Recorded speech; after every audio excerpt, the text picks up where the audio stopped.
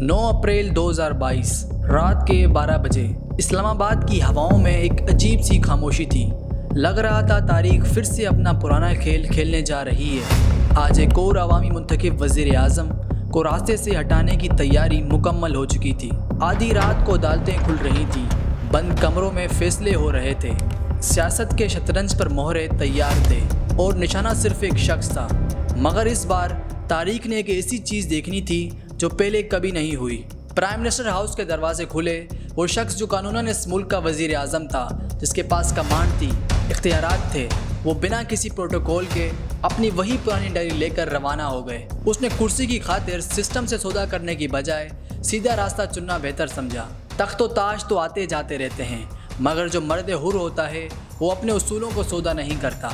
जब उसने वज़ीर आज़म हाउस छोड़ा तब दुश्मनों को लगा कि ये इमरान खान का पॉलिटिकल एंड है, मगर उन्हें क्या मालूम था कि ये पाकिस्तान के लोग इस बार खामोश नहीं रहेंगे। पहली बार किसी लीडर के इक़्तिदार से जाने पर लोग गमज़दा होकर घरों में नहीं बैठे, बल्कि एक नई उम्मीद लेकर सड़कों पर निकल आए।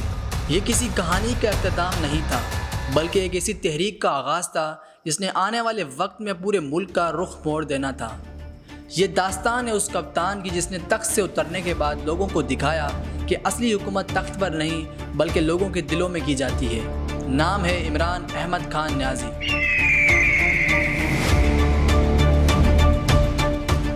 ये बात है साल 1996 की, जब दो सियासी खानदान पाकिस्तान पर बारी बारी हुकूमत करते आ रहे थे। ये वो दौर था जब पाकिस्तान पर करप्शन उरूज पर थी। हुक्मरान तबका अवाम के टैक्स के पैसों से बैरून मुल्क प्रॉपर्टीज़ खरीद रहा था। कोई पूछने वाला नहीं था। एहतसाब किस चिड़िया का नाम है किसी को मालूम नहीं था। ऐसे में एंट्री हुई इमरान खान की।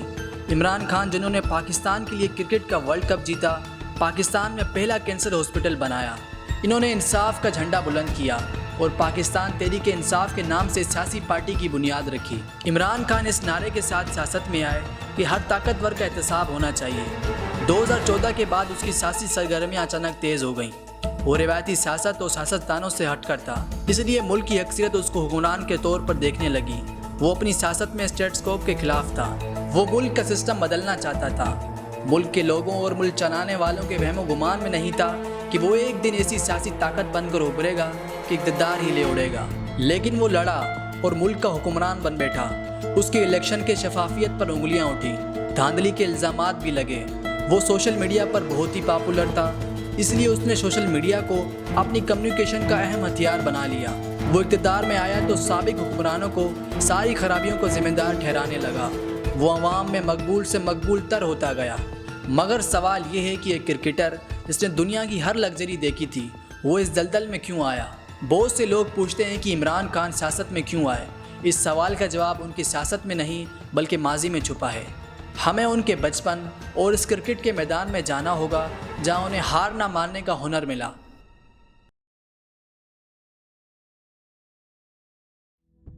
इस शख्स को समझने के लिए हमें 70 साल पीछे जाना होगा। 5 अक्टूबर 1952 लाहौर के एक पश्तून खानदान जहां एक बच्चे ने आंख खोली। नाम रखा गया इमरान खान न्याज़ी। उस वक्त कोई नहीं जानता था कि ये मासूम बच्चा बड़ा होकर पूरे निज़ाम को हिलाकर रख देगा। इब्तदाई तालीम लाहौर के बेहतरीन इदारों से हुई, मगर उसका दिल हमेशा क्रिकेट के मैदान में था। मैं 16 साल की उम्र में क्रिकेट का आगाज़ किया और 1971 आते आते वो कौमी टीम का हिस्सा बन चुके थे। मगर ये सिर्फ खेल का सफ़र नहीं था। इसी साल वो ऑक्सफोर्ड यूनिवर्सिटी चले गए। कप्तान ने अपनी किताब पर्सनल हिस्ट्री में लिखा कि ये वो दौर था जहां हर तरफ भटकने के रास्ते थे। यहाँ उनकी मुलाकात बेनज़ीर भुट्टो से हुई। एक ऑक्सफोर्ड यूनियन की कैंपेन चला रही थी तो दूसरी तरफ क्रिकेट की दुनिया का उभरता हुआ सितारा।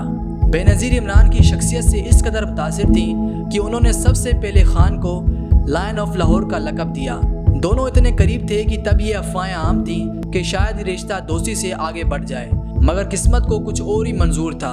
1976 में पॉलिटिक्स और इकोनॉमिक्स में ग्रेजुएशन के बाद इमरान पाकिस्तान वापस आए, मगर अब उनका दिल अब दो हिस्सों में बढ़ चुका था। सर्दियां पाकिस्तान में और गर्मियां इंग्लैंड में। यहीं से शुरू हुआ वो प्ले बॉय वाला इमेज जो सदियों तक इनका पीछा करता रहा। वो मैदान में रिवर्स स्विंग के बादशाह थे और मैदान के बाहर हसीन चेहराओं और सुपर मॉडल्स का मरकज़। लेकिन इसी दौरान एक ऐसा वाक़या हुआ जिसने उसके किरदार पर सवाल उठा दिए। सीता वाइट और तायरान का किस्सा। इमरान खान ने माजी की गलतियों पर कभी झूठ नहीं बोला। وہ صاف کہتے تھے اس وقت میرے اندر ایمان نہیں تھا، میرا تعلق اسلام سے صرف شناخت کی حد تک تھا۔ لیکن ریٹائرمنٹ کے بعد جب انہوں نے علامہ اقبال کا مطالعہ کیا تو ان کی دنیا بدل گئی۔ وہ شخص جو آکسفورڈ کا پڑھا ہوا تھا اب قومی لباس پہنے، اردو بولتے ہوئے اور اسلام کی گہرائیوں کو سمجھتے ہوئے نظر آنے لگا۔ یہ ان کی زندگی کا پہلا بڑا یو ٹرن تھا، ایک سیلیبریٹی سے لے کر درویش بننے کی طرف۔ 1982 میں وہ کرکٹ ٹیم کے کیپٹن بنے، ایک ایسا کیپٹن جو پوری ٹیم پر بھاری تھا مگر اس کی طاقت کو نظر لگ گئی۔ 1985 میں ان کی والدہ شوکت خانم کینسر جیسی موذی بیماری کا شکار ہو گئی۔ عمران جو اپنی ماں کے سب سے قریب تھا انہیں تپتی ہوئی دھوپ میں موم کی طرح پگھلتا دیکھتا رہا۔ 10 فروری 1985 ماں کینسر کی بیماری کی وجہ سے چل بسیں مگر پیچھے ایک درد چھوڑ گئیں۔ عمران نے دیکھا کہ اگر اس جیسا امیر شخص کینسر کے آگے بے بس ہے تو ایک غریب کا کیا حال ہوتا ہوگا۔ یہیں سے ان کے اندر ایک جنون نے جنم لیا، شوکت خانم کینسر ہاسپٹل بنانے کے لیے بہت پیسہ چاہیے تھا۔ عمران نے ریٹائرمنٹ لی مگر وقت کے صدر جنرل ضیاء الحق نے انہیں واپس بلایا۔ عمران نے شرط رکھی کہ وہ کھیلیں گے مگر صرف اس لیے تاکہ وہ ہاسپٹل کے لیے پیسے جمع کر سکیں۔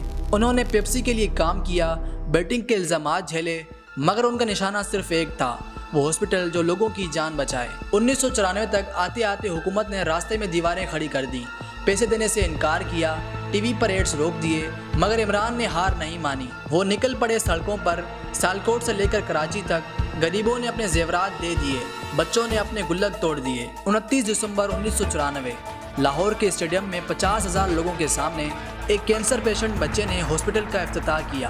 عمران نے ناممکن کو ممکن کر دکھایا تھا، لیکن اس ہاسپٹل کی بھیڑ نے عمران کو ایک نیا راستہ دکھایا۔ اسے احساس ہوا کہ کینسر صرف جسم میں نہیں بلکہ پورے نظام میں ہے۔ 1996 میں پی ٹی آئی بنی، اگلے 22 سال وہی مذاق، وہی ٹونگا، پارٹی کے تانے مگر وہ کپتان جو 92 کے ورلڈ کپ میں ٹائیگر بن کر لڑا تھا وہ سیاست میں بھی پیچھے ہٹنے والا نہیں تھا۔ تاریخ گواہ ہے جب ایک شخص اپنی ذات سے نکل کر قوم کے لیے لڑتا ہے تب وہ فنا نہیں ہوتا بلکہ ایک نظریہ بن جاتا ہے۔ خواتین و حضرات، آکسفورڈ کی گلیوں سے شروع ہونے والا یہ سفر کرکٹ کی بلندیوں اور اقتدار کے تخت سے ہوتا ہوا آج اڈیلا جیل کے تنگ و ترک کوٹڑی تک پہنچ چکا ہے۔ دشمنوں نے سمجھا تھا کہ جیل کی یہ دیواریں اس شخص کو گمنامی میں دھکیل دیں گی۔ ان کا خیال تھا کہ یہ نیا پاکستان کا خواب ان سلاخوں کے پیچھے دم توڑ دے گا، مگر تاریخ گواہ ہے کہ جب کسی شخص کو مٹانے کی کوشش اس کی مقبولیت کی حد سے بڑھ جائے تب وہ فرد نہیں رہتا بلکہ ایک سوچ بن جاتا ہے۔ آج عمران خان کے پاس نہ وزارت ہے، نہ اقتدار اور نہ ہی وہ پرانا پروٹوکول، مگر ان کے پاس ایک ایسی طاقت ہے تو شاید پاکستان کے کسی اور لیڈر کو نصیب نہیں ہوئی، ایک ایسی قوم کا جنون جو اسے اپنی آخری امید مانتی ہے۔ لوگ پوچھتے ہیں کہ یہ کہانی کب اور کیسے ختم ہوگی، مگر شاید یہ سوال ہی غلط ہے۔ تخت نصیب سے ملتا ہے مگر تاریخ کردار سے بنتی ہے۔ عمران خان نے اپنا کردار لکھ دیا ہے، اب فیصلہ وقت کو کرنا ہے۔